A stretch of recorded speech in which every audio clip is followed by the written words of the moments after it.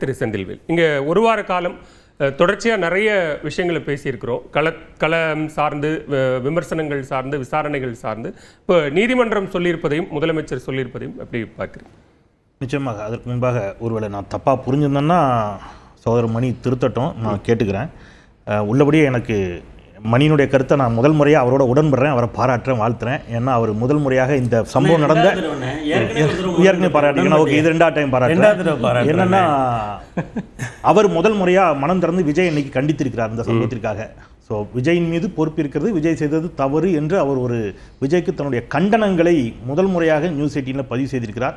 அதற்காக நான் அவரை வாழ்த்துகிறேன். மகிழ்ச்சி. கண்டனங்கள் எதுவும் வார்த்தையை நான் பயன்படுத்தினா சாரி, அப்போ நான் கவனிக்கல. அப்போ நீங்க ஒருவேளை இல்லை நீங்க கண்டனங்கள் எதுவும் பயன்படுத்தல. ஓகே ஓகே, நீங்க பயன்படுத்தலனா சாரி இருந்து கேக்குறீங்க. இல்ல சாரி சாரி இல்ல, அப்ப நான் சொல்லாத ஒரு வார்த்தையை நீங்க சாரி சாரி இல்ல, நான் என்ன நினைச்சேன்னா எல்லாரும் கண்டிச்சாங்க, அவரும் கண்டிச்சிருப்பார் நினைச்சேன். ஓகே, அவர் கண்டிக்கல. ஓகே ஓகே, நான் கண்டிச்சிட்டார் நினைச்சு தப்பா புரிஞ்சிட்டேன். ஓகே சரி, ஓகே ப்ளே பண்ணாதீங்க. இல்ல இல்ல இல்ல, பக்கத்துல இருக்கு. இல்ல உண்மையிலே நான் அப்படி நினைச்சேன். இவ்வளவு நீண்ட உரையை நீங்க வந்து எவ்வளவு சுருக்குறீங்க பாருங்க.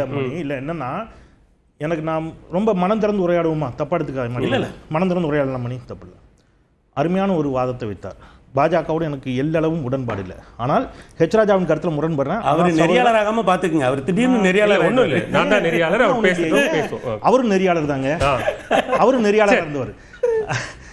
அந்த அந்த அந்த பதட்டம் வேண்டாம் மணி. என்னன்னா அவர் ஒரு அருமையான வாதத்தை வைத்தார் சகோதரர். இப்போ இந்த சம்பவத்தில் ஏற்கனவே சுவாமிநாதன் பேசும்போது கண்டிச்சிருக்கிறார், நான் கண்டிச்சிருக்கிறேன், சையது ஹபீஸ் கண்டிச்சிருக்கிறார். மணி இதுவரைக்கும் இந்த சம்பவத்தை எங்கேயுமே கண்டிக்கவே இல்லை. அதுதான் குறைந்தபட்ச ஒரு மனிதாபிமானம் இருந்தா போதும், பார்வை இருந்தா போதும். மனிதாபிமானத்தோட எனக்கு அந்த அளவுக்கு பொலிட்டிக்கல் ஸ்ட்ரக்சர் இல்ல. இந்த கண்டிக்கிறதுல நானும் சேர்ந்துக்கிறேன் என்றால், அந்த நிகழ்வு நடந்து 3 மணி நேரத்துல கரூர் போனேன் நான். அடுத்த 35 மணி நேரம் அங்கதான் நீங்க கண்டிச்சீங்கல்ல. இதோ இப்ப கண்டிக்கிறாருங்க. இந்த 35 மணி நேரத்துல ஒரு தாவேகா தொண்டர், ஒரு தாவேகா தலைவர் நான் கண்ணில் பார்க்கல. திமுக இருந்தாங்க, அதிமுக இருந்தாங்க. இரண்டாவது, சினிமாவில் ரொம்ப பங்க்சுவலாக வந்துடுவாருன்னு சொல்லுவாங்க. அவருக்கு வந்து அவ்வளோ நல்ல பேர் இருக்கு.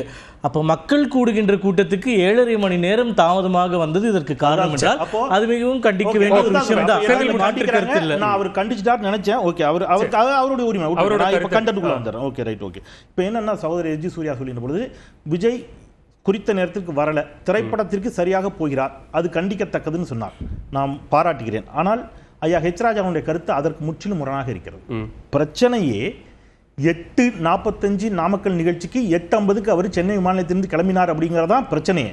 ஆனால் ஹெச் ராஜா அதை என்ன சொல்றாரு அப்படின்னா, ஒரு 4 மணி நேரம் லேட்டா போனது ஒரு பெரிய குத்தமா, இதுக்கெல்லாம் போய் பிரச்சனையா அப்படின்னு கேட்கிறாரு. இப்போ நம்முடைய கேள்வி, ஹெச் ராஜாவுக்கு எது பிரச்சனையா இருந்துச்சு தெரியுமா? சகோதரர் விஜய் திரைப்படத்தில் 2 வசனம் வச்சார். ஜிஎஸ்டியை பற்றியும் பண மதிப்பிழப்பு நடவடிக்கையை பற்றியும் மக்கள் பாதிக்கப்பட்டார்கள், உள்ளபடியே பாதிக்கப்பட்டார்கள். அவர் அதை தன்னுடைய திரைப்படத்தில் துணிச்சலாக சுட்டிக்காட்டினார். அப்போ நான் விஜயை அந்த நிகழ்வுக்காக, அந்த குறிப்பிட்ட நிகழ்வுக்காக ஆதரிச்சு கூட பதிவு பண்ணியிருந்தோம். அன்னைக்கு விஜயை ஜோசப் விஜய் என்று அடையாளம் காட்டியவர் இதே ஹெச் ராஜா.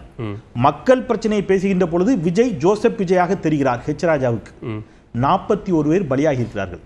ஹெச் ராஜாவின் பார்வையில் சொல்றேன், ஏன் பார்வையில் இல்லை, ஹெச் ராஜாவின் பார்வையில் அதில் பெருவாரியானவர்கள் ஹிந்துக்கள் பலியானார்கள் என்ற கோபம் கூட ஹெச் ராஜாவுக்கு வரவில்லை என்றால் நான் எப்படி நினைச்சுக்கிறேன்னா, ஒரு நடிகன் சக நடிகராக விஜயை ஆதரிக்கிறாரோ அப்படின்னு எனக்கு தோணுது. இல்ல, அப்ப அப்படி சொல்றாங்கன்னா அது பலியை நியாயப்படுத்துற மாதிரி எந்த கருத்தும் சொல்லல. உயிரிழப்பை நியாயப்படுத்துற மாதிரியான எந்த கருத்துக்களும் அதுல லேட்டா வந்ததாங்க உயிரிழப்புக்கு ஒரு பிரதான காரணம் என்று எல்லோரும் குற்றம் சாட்டுகின்ற பொழுது நீங்க லேட்டா வந்தது ஒரு குத்தமானு கேட்டீங்கன்னாலே அது என்ன அர்த்தம்? அப்படி கேட்கலாமா? நான் விஜயோடு நிற்பேன், விஜய் என்ன தப்பு பண்ணிட்டாருன்னு கேட்கிறாரு. விஜய் இந்த நிமிடம் களத்திலிருந்து திருப்பி வந்தது தப்பு இல்லையா? இந்த நிமிடம் வரைக்கும் வந்து பாதிக்கப்பட்டவர்கள் அலைபேசியில் கூட அழைத்து ஆறுதல் சொல்லாத தப்பு இல்லையா? இந்த மாதிரி நிறைய இருக்குது. அப்போ பாஜக, நான் ஒட்டுமொத்த பாஜகவின் கருத்தை அதை எடுத்துக்கிறதா இல்லை ஹெச் ராஜாவின் கருத்தா எடுத்துக்கிறதான்னு தெரியல. ஏன்னா சகோதரர் அதில் முரண்படுறார். ஓகே, இப்போ சகோதரர் சொன்ன கருத்துக்கே வர்றோம். இப்போ பொதுவாக இதில் வந்து ஒரு கான்ஸ்பிரசி தியரியை வந்து சில பாஜகவினர், நான் எல்லாரும் சொல்ல சிலர் சொன்னாங்க. அண்ணாமலை கூட சில இடங்கள் அந்த மாதிரியான ஒரு வாதங்களை வைத்தார். கும்பமேளாவில் 37 பேர் பலியானார்கள். ஆனால் பிபிசியினுடைய கள ஆய்வு 82 பேர் பலியானதாக சொல்லுகிறது. ராகுல் காந்தி இதை சுட்டிக்காட்டி கேள்வி எழுப்புகிறார். இதுவரைக்கும் உண்மையான பதில ஒன்றிய அரசு கொடுத்துடுச்சா? எங்கேருந்து வந்துச்சு? நீங்க ஹத்ராஸ்ல ஒரு சாமியாருடைய காலடி மண்ணை எடுக்க போய் இறந்து போன 120க்கும் மேற்பட்டவர்களுக்கு விசாரணை கமிஷன் அமைத்ததை பற்றி அவர் சொன்னார். ஏன் வந்து நீங்க வந்து கும்பமேளாவில் இறந்தவர்களுக்கு வந்து 82 பேர்னு சொன்னாங்களா, அதை பத்தி நீங்க தீர விசாரிச்சு முடிவு கொடுத்துட்டீங்களா? சத்யபால் மாலிக் பகிரங்கமாக குற்றம் சாட்டினார். நம்முடைய எல்லை சாமிகள் பாதுகாப்பு படை வீரர்கள் 40 பேர் புல்வாமாவில் இறந்து போனதற்கு பிரதான காரணமாக நேரடியாக ஒன்றிய அரசை குற்றம் சாட்டினார். அவர் வந்து நமக்கு விமானம் கொடுக்கல, ஹெலிகாப்டர் கொடுக்கல, வெடிகுண்டுகளோடு பயங்கர ஆயுதங்களோடு அங்கே வாகனங்கள் சுற்றி வந்தன, அது எல்லாத்தையும் நான் சொன்னேன்னு பகிரங்கமாக சொன்னார். அது குறித்து விசாரித்து தீவிர விசாரித்து ஏதாவது எடுத்தீங்களா? இல்லை. ஒரு ரயில் விபத்து ஒடிசாவில், அந்த ரயில் விபத்தை நீங்கள் முதல் முறையாக இந்திய வரலாற்றில் இதெல்லாம் கிடையாது. ஒரு ரயில் விபத்துக்கு இவங்க என்ன காரணம் சொன்னாங்க தெரியுமா? தூரமாக ஒரு பள்ளிவாசல் மாதிரி ஒன்று தெரியுதுன்னு ஒரு கட்டடத்தை காட்டி சிபிஐ விசாரணைக்கு கொடுத்தாங்க. அதில் ஏதோ பெரிய சதி இருப்பதாக சொல்லி 2 வருஷம் ஆச்சு. சிபிஐ விசாரிச்சு முடிவு சொல்லிடுச்சா? என்ன நடந்துட்டு இருக்கு அந்த வழக்கில்? எத்தனை பேர் பலியானாங்க? கிட்டத்தட்ட 295 பேர் பலியான அந்த வழக்கு. அப்போ நீங்கள் இங்கெல்லாம் செய்யாத காட்டாத ஒரு அக்கறையை, ஒரு அரசியலை தமிழ்நாட்டிற்குள் ஒரு குழு வருகின்ற பொழுது அழகாக சொன்னார் சையது ஹஃபீஸ். நீங்கள் குழு வருவது உங்களுடைய உரிமை, நீங்கள் ஆய்வு செய்யுங்கள். ஆனால் நீங்கள் ஒரு ஒப்பீனியனை மேக் பண்ணுறீங்க. நீங்கள் ஒரு கருத்துருவாக்கத்தை உருவாக்கியவுடன் அடுத்தடுத்து என்ன நடக்க பாருங்க. அந்த குழு ஊடகவியலாளர்களை சந்தித்து ஒரு கருத்தை சொன்னவுடன் சகோதரர் விஜய் வெளியில் வந்து என்ன செய்கிறாரு? ஒரு வீடியோ, தட் மீன்ஸ் வெளியில் வந்துன்னா வீடியோ மூலமாக ஒரு கருத்தை வெளியில கொண்டு வர்றாரு. அந்த கருத்துல என்ன சொல்றாரு? நேரடியாக முதலமைச்சருக்கு எச்சரிக்கை கொடுக்குற மாதிரி பேசுறாரு. நீங்க இல்ல இப்ப அது கோஇன்சிடென்ஸ் ஆயிடுச்சு. ஒருவேளை அந்த இந்த வீடியோக்காக அவங்க காத்திருந்து பதில் சொன்னதாகவும் இல்ல அவங்க சொன்ன அப்புறம் வீடியோ போடுவோம் அப்படின்னு போடுறதாகவும் பொருள் ஆகலையா? நான் எடுத்துக்கலாம், கோஇன்சிடென்டா கூட இருக்கலாம். எல்லாமே கோஇன்சிடென்டாவே கூட இருக்க வாய்ப்பு இருக்கிறது. எதெல்லாம் கோஇன்சிடென்டா இருக்க வாய்ப்பு இருக்கிறது? திரு விஜய் அவர்கள் குருமூர்த்தியை சந்தித்ததாக ஒரு தகவல் வெளியானது. அதன் பிறகு குருமூர்த்தி மறுத்தார். கோஇன்சிடென்ட்டாக இருக்க வாய்ப்பு இருக்குது. பாஜக குழு மிக விரைவாக தமிழ்நாட்டிற்கு வந்தது, ஒரு கோஇன்சிடென்ட்டாக இருக்க வாய்ப்பு இருக்குது. அதன் பிறகு விஜயனுடைய வீடியோ வந்தது, ஒரு கோஇன்சிடென்ட்டாக இருக்க வாய்ப்பு இருக்குது. அதன் பிறகு திடீர்னு ஆதவ் அர்ஜுனா டேராடூனுக்கு கிளம்பி போனார்ல. இப்போ இவர் சாமி கும்பிட போனேன்னு செங்கோட்டையன் போன மாதிரி, அவர் அஇஅதிமுக அலுவலகத்தை பார்க்க போனேன் மாதிரி இவர் டேராடூனுக்கு ஒரு விளையாட்டு போட்டிக்காக போனார் இல்லையா? இது கூட என்னவா இருக்கலாம்? எல்லாமே என்னவா இருக்கலாம்? இயல்பா இருக்கலாம். மாற்றுக்கிறதுல மக்கள் முடிவுக்கு நம்ம வந்து விட்டுருவோம். எனக்கு ஒரே ஒரு கேள்விதான். இங்க இருக்கிற யாராவது விளக்கம் தெரிஞ்சா சொல்லலாம். இல்லை நீங்க கூட எனக்கு முன்னபடியே தெரியாம தான் கேட்குறேன். விஜய் வந்து ஒன்று சொன்னார். முதலமைச்சர் அவர்களே, சிஎம் சார், நான் ஒன்று என் ஆபீஸ்ல இருப்பேன், இல்லைன்னா என் வீட்டில் இருப்பேன்னாரு. அவருடைய ஆபீஸ் வீடு பனையூர்ல இருக்கு. ஆபீஸ் எங்க சார் இருக்கு? அதுவும் பனையூர்ல தானே இருக்கு. என்ன நீங்க, அதாவது மக்களை எவ்வளவு வீடு அலுவலகம்னு 2 கட்டடங்கள் குறிப்பிட்டு சொல்றாரு. ஃபர்ஸ்ட் ஃப்ளோர், செகண்ட் ஃப்ளோர், அந்த மாதிரி ஃபர்ஸ்ட் ஃப்ளோர், கிரவுண்ட் ஃப்ளோர் சொல்லலாம். 2 இடம் அப்படினும் போது அது 2 இடத்தை குறிப்பிட்டு சொல்றாரு. சினிமா டயலாக்ல இதெல்லாம். அப்ப நீங்க 41 பேர் பலியானதுலயும் நீங்க என்னெல்லாம் விளையாடுவீங்க? ஒன்று நான் வீட்டில் இருப்பேன், இல்லை என்றால் அலுவலகத்தில் இருப்பேன். எங்க 2 ஒன்று தானே உங்களுக்கு? பனையூர் தானே.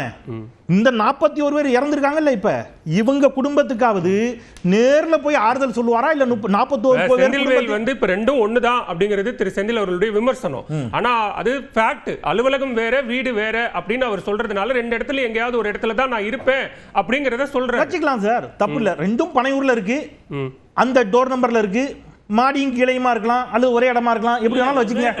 வெவ்வேறு கட்டிடங்கள் எவ்வளவு தூரத்தில் இருக்கும் எனக்கு தெரியல. சீரியஸா தெரியல இல்லங்க, சீரியஸா தெரியல. சீரியஸா சொல்லுங்களேன், எங்கன்னு சொல்லுங்க. சரி இருக்கட்டும், பரவாயில்ல. 2ம் பனையூர்ல இருக்கு, அப்படி வச்சுப்போம். ஏதோ ஒண்ணு நீங்க சொல்றீங்க, ஒரு சவால் விடுறீங்க. இப்போ அந்த 41 குடும்பங்களையாவது நேரில் சந்தித்து ஆறுதல் சொல்லுவீர்களா? அல்லது அந்த 41 குடும்பங்களையும் வழக்கம் போல இந்த மழையினால் பாதிக்கப்பட்டவர்கள் எல்லாம் உங்க வீட்டுக்கே அழைத்து ஆறுதல் சொன்னீர்கள் அல்லவா? அதே மாதிரி வீட்டுக்கு அழைத்து ஆறுதல் சொல்லுவீர்களா? அலைபேசியில ஒரு சகோதரி சொல்றாங்க, நீங்க வேற ஒரு தொலைக்காட்சி 24/7 மைக்கை நீட்டுகின்ற பொழுது விஜய் அண்ணா வரல, அப்படி அவங்க வார்த்தை, விஜய் அண்ணா வருவாங்கன்னு எதிர்பார்த்தேன்னு மைக்கை தட்டி விட்டுட்டு எல்லாரும் வந்தாங்க, ஏன் விஜய் வரல அப்படின்னு நொந்து போய் பேசுகிறார்கள். களத்திற்கு சென்று ஆறுதல் கூட சொல்லாத விஜய்க்கு நான் துணை நிற்பேன் என்று ஹெச் ராஜா சொல்லுவதுதான் இருப்பதிலேயே மிகப்பெரிய ஆபத்து. பாஜகவை நோக்கி, ஏன்னா அதுதான் நீங்க வந்து தலைப்பு, பாஜகவை நோக்கி விஜயை இழுப்பதற்கான எல்லா பதில் வாங்கிக்கிறேன். எண்ணம் ஏற்படுகிறது. முதற்கட்ட பார்வையாட்டு நான் வரேன். சுவாமிநாதனுடைய முதற்கட்ட கருத்து மட்டும் வாங்கிட்டு நான் உங்ககிட்ட